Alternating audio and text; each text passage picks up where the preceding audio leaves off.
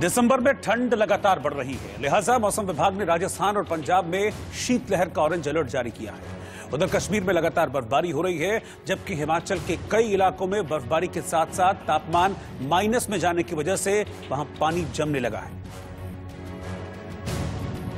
हिमाचल तक जबरदस्त बर्फबारी हो रही है। कश्मीर, लद्दाख और हिमाचल की 3 तस्वीरें आपके टेलीविजन स्क्रीन पर हैं, जिनमें देखिए कैसे ये इलाके चारों तरफ बर्फ की चादर से पट गए हैं और ऐसा लग रहा है मानो बर्फ ने सब फ्रीज कर रखा हो।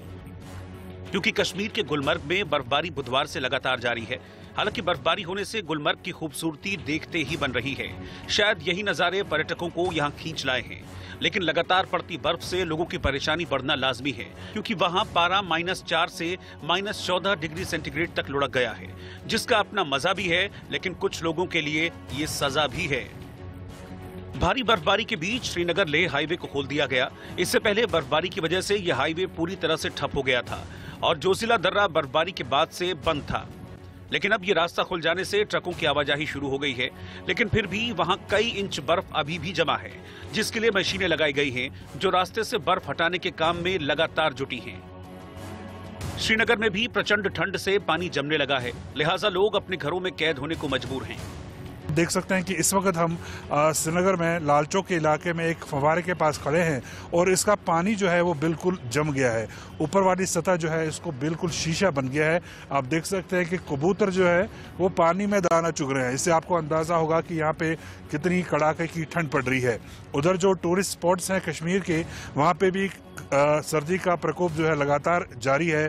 गुलमर्ग में रात का तापमान -10 डिग्री सेल्सियस रिकॉर्ड किया गया और पहलगाम में रात का तापमान -11 डिग्री सेल्सियस रिकॉर्ड किया गया।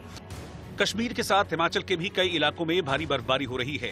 हालात ये हैं कि हाईवे से लेकर लोगों के घरों की छतों, पेड़ों और सड़कों पर 5 से 6 इंच तक बर्फ की मोटी चादर बिछ गई है। लिहाजा देखिए कैसे मशीनों की मदद से बर्फ काट कर हटाने की नौबत आई।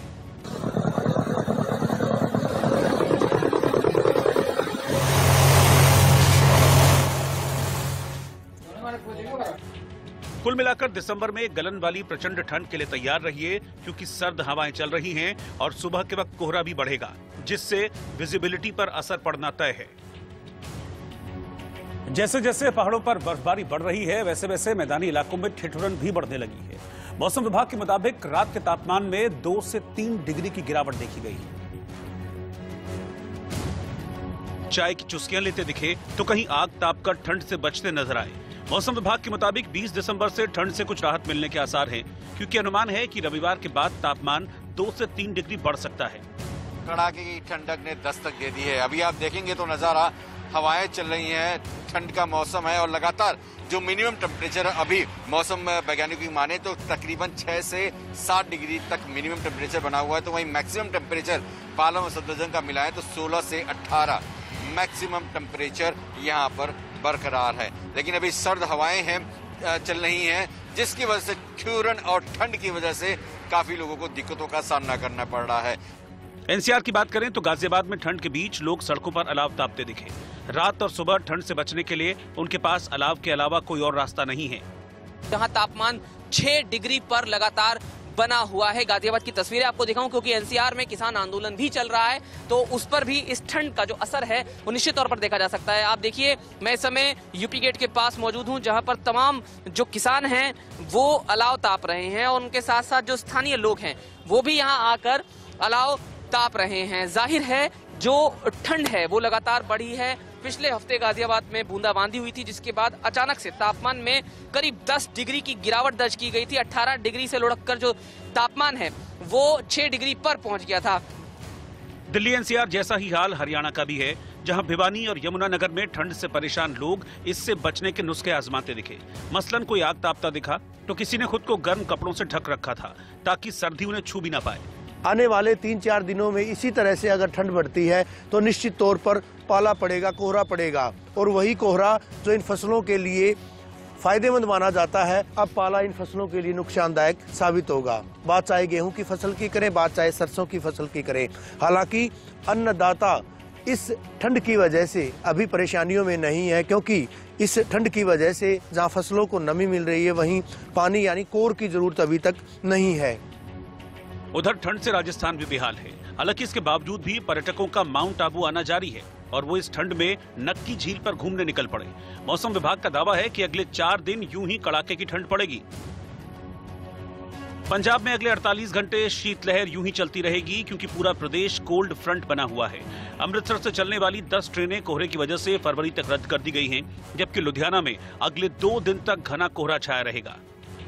जो फोरकास्ट हमें आई है जो भारत मौसम विज्ञान विभाग की तरफ से, तो अभी 3-4 दिन हम जैसे देख सकते हैं कि उसमें 19 तक इस तरह ही रहने की संभावना है कि जो शीतलहर है अभी जारी रहेगी। जो टेम्परेचर्स हैं वो भी नॉर्मल से कम ही चल रहे हैं। जो दिन का तापमान है वो 5-6 डिग्री जो नॉर्मल से कम चल रहा है।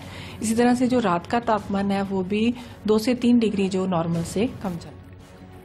पाकिस्तान पर भारतीय सेना का खौफ छाया हुआ है। इसे डर है कि भारत फिर से सर्जिकल स्ट्राइक कर सकता है, क्योंकि पाकिस्तान के विदेश मंत्री शाह महमूद कुरैशी ने यूएई में कहा है कि पाकिस्तान के पास भारत की ओर से जल्द फिर होने वाली सर्जिकल स्ट्राइक के सबूत हैं। शाह महमूद कुरैशी ने कहा कि खुफिया सूत्रों से उन्हें पता चला है कि भारत पाकिस्तान के खिलाफ सर्जिकल स्ट्राइक की प्लानिंग कर रहा है, जो एक गंभीर बात है। पाकिस्तान की विदेश मंत्री ने कहा कि भारत अपनी घरेलू परेशानी से ध्यान हटाने की कोशिश में है और वो हमें अस्थिर करना चाहता है, लिहाजा वो अपील करते हैं कि दुनिया भारत को ऐसा करने से रोके। दरअसल 2016 में भारत ने उरी हमले के बाद पीओके में घुसकर आतंकी ठिकानों को ध्वस्त कर दिया था। इस सर्जिकल स्ट्राइक में कई आतंकी मारे गए थे। वहीं पिछले साल पुलवामा हमले के बाद भी भारत ने एयर स्ट्राइक के जरिए बालाकोट में आतंकी ठिकानों पर हमला किया था। नेतृत्व के संकट से जूझ रही कांग्रेस आगे किस रास्ते जाएगी, इसका फैसला जल्द हो सकता है।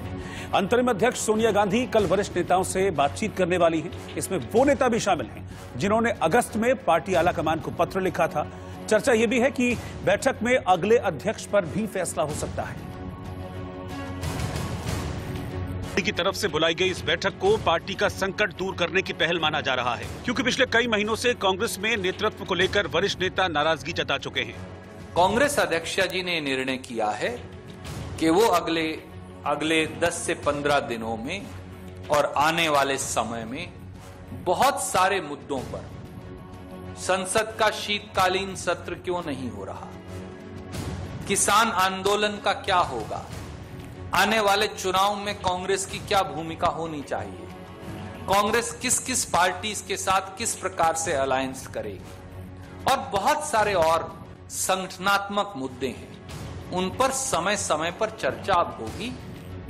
इसी साल अगस्त में कपिल सिब्बल और गुलाम नबी आजाद जैसे 23 असंतुष्ट नेताओं ने सोनिया गांधी को पत्र लिखकर अपने तल्ख तेवर दिखाए थे। अब सोनिया गांधी इन नेताओं से बात करके कांग्रेस का रोड मैप तैयार कर सकती हैं। बताया जा रहा है कि बैठक में दूसरे वरिष्ठ नेताओं के साथ राहुल और प्रियंका भी शामिल हो सकते हैं।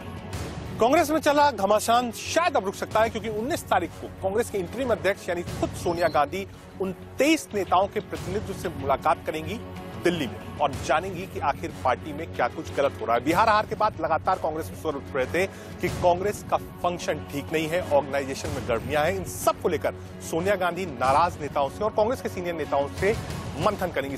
चर्चा है कि जनवरी के दूसरे हफ्ते में कांग्रेस के नए अध्यक्ष का चुनाव हो सकता है, लेकिन इस बीच नेतृत्व के सवाल पर अंदर खाने घमासान बढ़ गया है।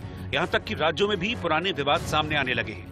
माना जा रहा है कि असंतुष्ट और वरिष्ठ नेताओं से मिलकर सोनिया गांधी अध्यक्ष पद के लिए सहमति बनाने की कोशिश कर सकती हैं। नाराज साथियों से बैठक है तो मैं केवल ये कहूंगा, कांग्रेस का हर नेता और हर साथी हमारे लिए महत्वपूर्ण है।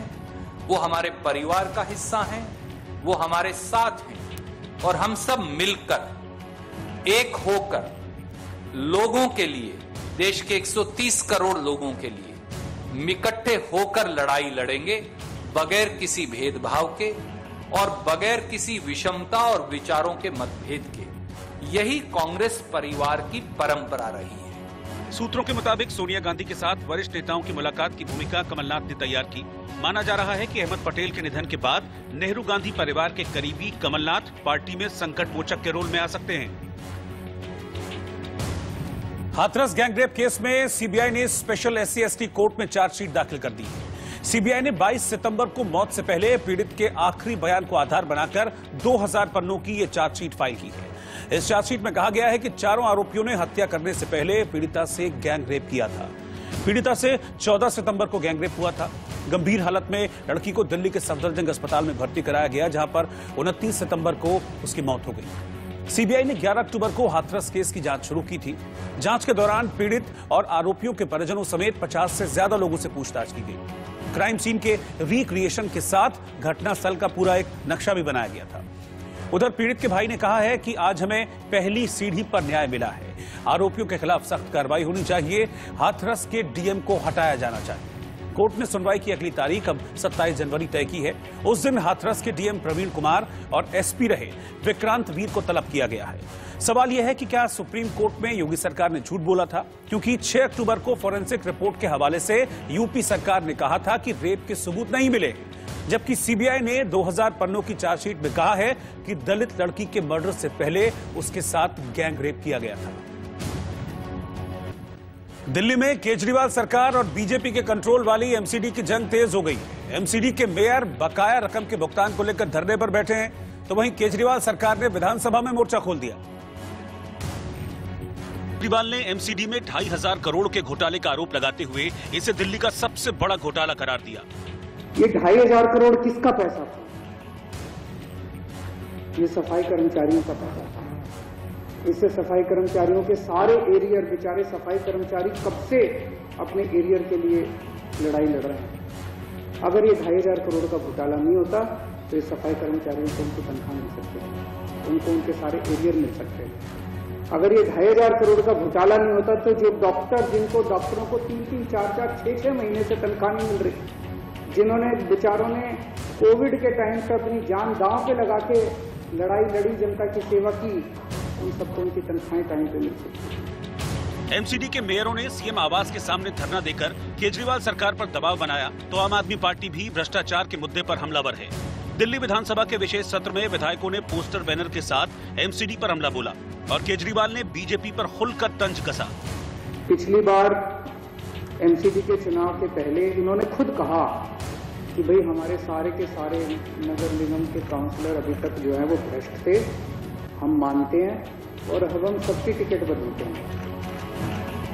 तो अगर तुमने टिकट बदली सबकी और तुमने खुद जनता के सामने माना कि सारे के सारे भ्रष्ट थे, तो 2-4 लोगों को जेल में तो भेजना चाहिए था, 2-4 लोगों को सजा तो देनी चाहिए थी, ताकि जो नए आए उनके ऊपर एक ये रहे कि भाई जैसे पुराने वाले जेल गए वैसे तुम भी जेल जाओगे। बीजेपी के कब्जे वाली एमसीडी के मेयर केजरीवाल सरकार से बकाया रकम देने की मांग कर रहे हैं, जबकि केजरीवाल ने दावा किया है कि ऐसी कोई रकम बनती ही नहीं।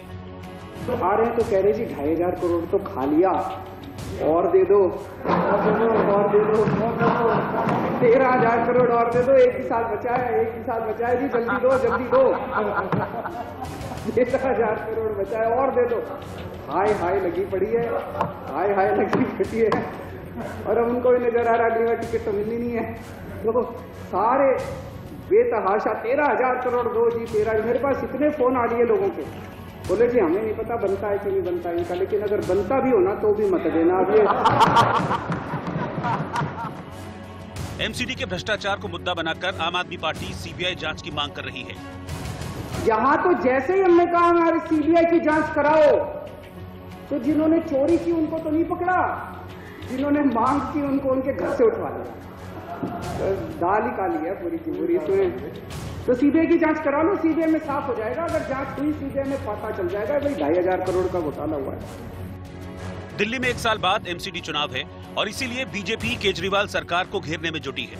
वहीं आम आदमी पार्टी भी करप्शन को मुद्दा बनाकर चुनाव में जाने की तैयारी में है। और अब चलते चलते आज का गीत। फिल्म बाजीराव मस्तानी को आज 5 साल पूरे हो गए। इसी फिल्म के इस गीत के साथ आज आपको छोड़े जा